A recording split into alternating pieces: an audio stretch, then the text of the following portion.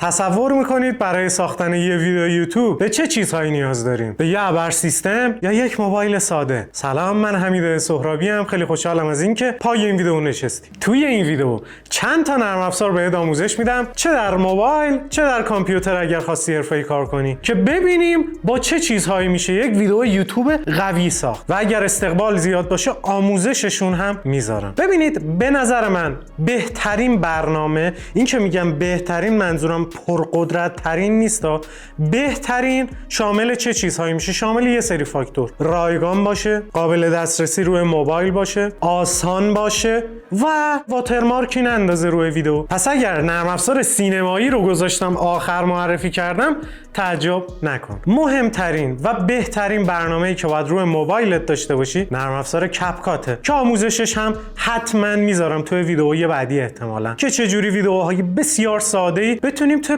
5 دقیقه درست بکنیم. این که میخوای یه کانال یوتیوب بزنی مجبور نباشی بری دوره‌های سنگین خرید بکنی و هزینه بکنی. چرا کپکات حالا خوبه؟ هم رایگانه، هم واسه آیفون هست، هم واسه اندروید هست، هم اپلیکیشن بسیار قابلیت داره و اینکه کار باهاش بسیار ساده است. دومین اپلیکیشنی که میخوام بهتون معرفی کنم اپلیکیشن VN هست. این اپلیکیشن پرقدرت مثل کپکات، اما نه قدر کپکات ولی پرقدرت، و اینکه رایگان، محیط کاربری و رابط کاربری حرفه‌ای داره. میتونید در 2 نسخه اندروید و آیفون باهاش کار بکنید. سومین نرم افزاری که میخوام بهتون معرفی کنم اپلیکیشن اینشات. اپلیکیشن زیاد پرقدرتی نیست اما رایگانه، هم واسه اندروید هست هم واسه آیفون و به سادگی میتونید باهاش کار بکنید و آب خوردن میمونه. نرم افزار چهارم، اگر بخواید روی سیستم کار بکنید، یه مقداری فاصله بگیرید از نرم افزارهای موبایلی و بخواید حرفه‌ای تر کار بکنید، نرم افزار پریمیر رو بهتون آموزش میدم. اگر مایلید توی یه قسمت بهتون یاد بدم چجوری یه ویدیو یوتیوب حرفه‌ای بسازید، نه مثل سه اپلیکیشنی که معرفی کردم، حرفه‌ای بسازید، کامنت بکنید. اگر تعداد کامنت ها زیاد بشه پریمیر رو بخواید در واقع از من تقاضا داشته باشید که آموزش بدم، حتما آموزشش رو میدم. این نرم افزار رایگانه، هم برای ویندوز هست هم برای مکینتاش و اینکه کار باهاش هم ساده است و میتونیم پروژه های سینمایی هم باهاش انجام بدیم. نرم افزار پنجمی که میخوام بهتون معرفی کنم واسه سیستم بسیار پرقدرت، قدرتش قد پریمیره اما سخته. اسمش نرم افزار داوینچیه. از پریمیر یه مقداری قدرتمندتره چون که هم ویژوال افکتس میتونیم توش کار بکنیم هم تدوین های ساده، اما من رتبه بندی کردم طبق رایگان بودن و سادگی و اینکه چه کیفیتی داره. اولی شد کپکات و اگر خواستید روی سیستم کار بکنید اولی شد پریمیر. هر سوالی دارید از بخش کامنت ها بپرسید. بریم برای آموزش نرم افزارها. کامنت کنید. هر نرم افزاری بیشتر کامنت بگیره اون رو در یک قسمت آموزش میدم که چجوری باش یک ویدیو یوتیوب